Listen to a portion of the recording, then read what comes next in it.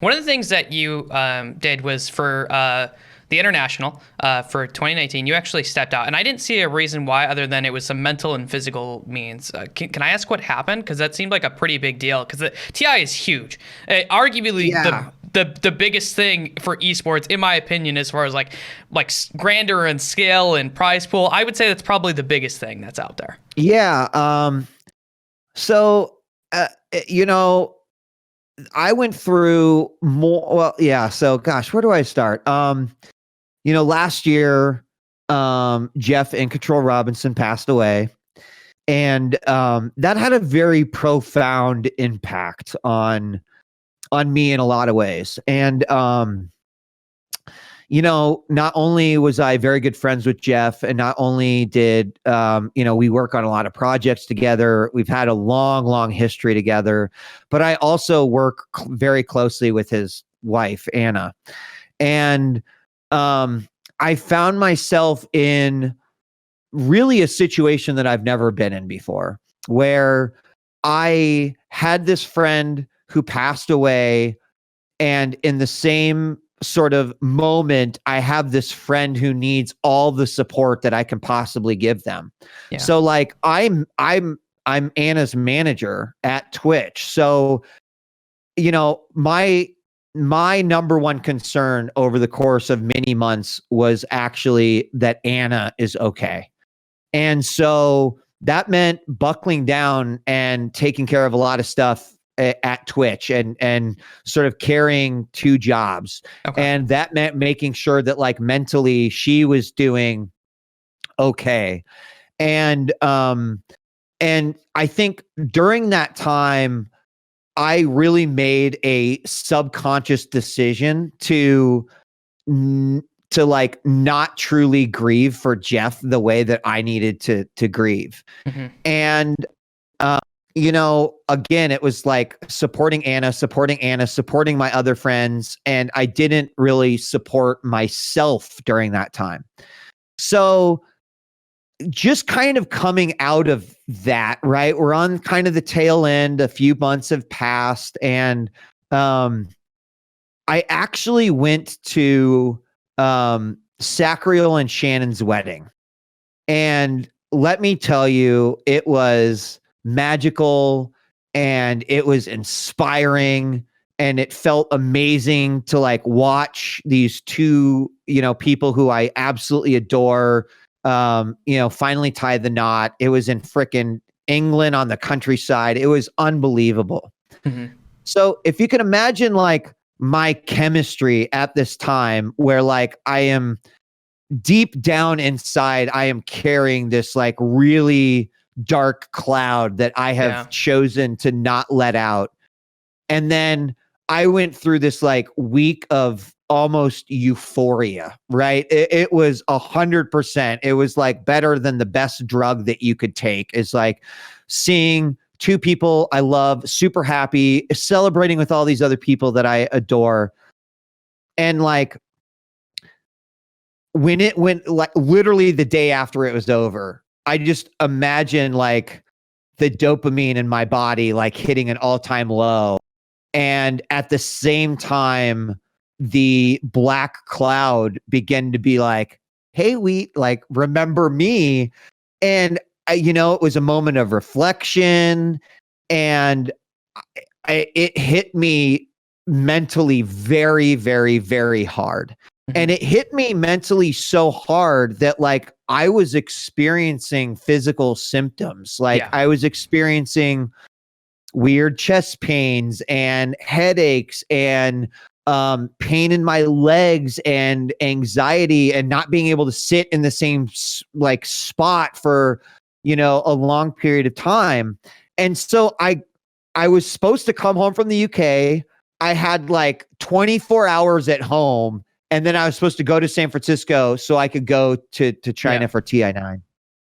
And I was like, hey, I know the shit is like coming up and you're not feeling great, but you have got to go to the international, right? Like I was not going to let what was happening become a point of disappointment for, TI, Valve, the people that I made a commitment to.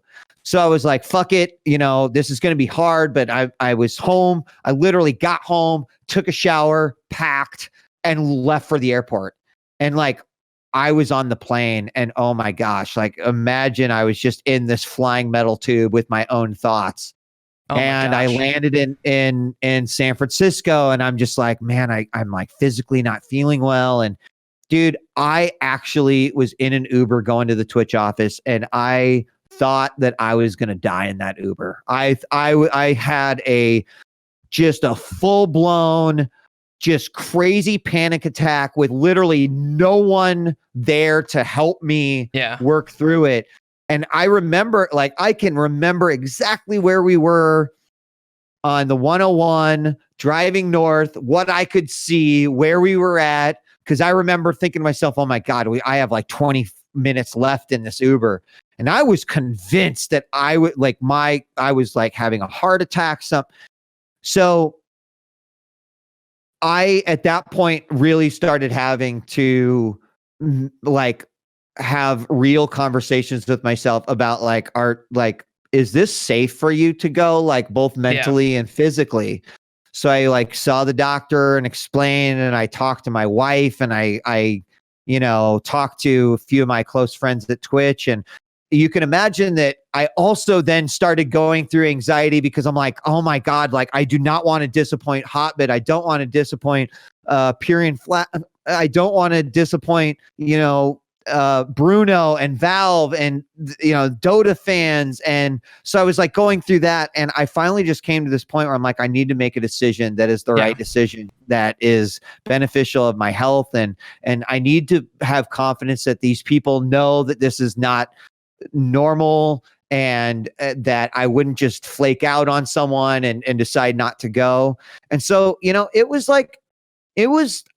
I'd never felt that way in life. Like I've dealt with some hardships, I've gone through periods of stress, but like I had never felt that way. And the good news is that because I didn't get to go, I finally gave myself an opportunity to really grieve for Jeff. And that was, really what I needed at that point in time. So like I have regrets because I missed something, right? That I really wanted to be a part of. And I love that community. I love the people that work there, and I love the company. I love the game. But I'm so glad that I made the decision that I made, because I needed that to like reset where I was at in life. And so I could continue to support Anna and support my other friends and, support, right, my family and everything else. And that was not easy to say. I also felt that like, because if you go back and read my tweets, I don't tell the same in-depth story that I just gave you, but like you get an understanding that I saw some moments of despair there. I thought you might have went through a depression, but I wasn't sure like what the story was, so that's why I wanted to ask on it, and like how you worked through it. It was definitely, it was depression, but I think like it was deep rooted by ignoring my grief at the time. And so the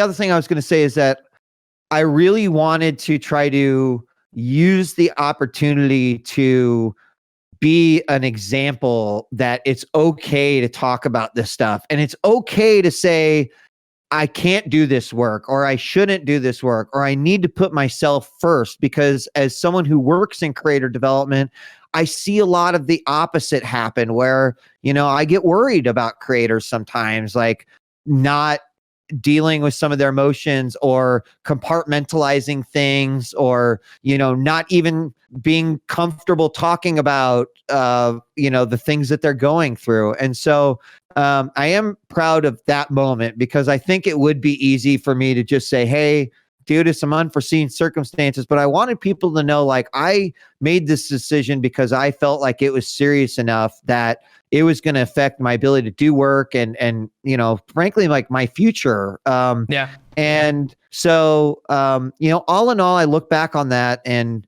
I'm still, I'm happy with the decision that I made. This has been a highlight clip from the Minds of Media. The full episode was released yesterday on my YouTube page. While you're here, please make sure to subscribe to my YouTube and join my Discord where you can be involved with our community. Thank you.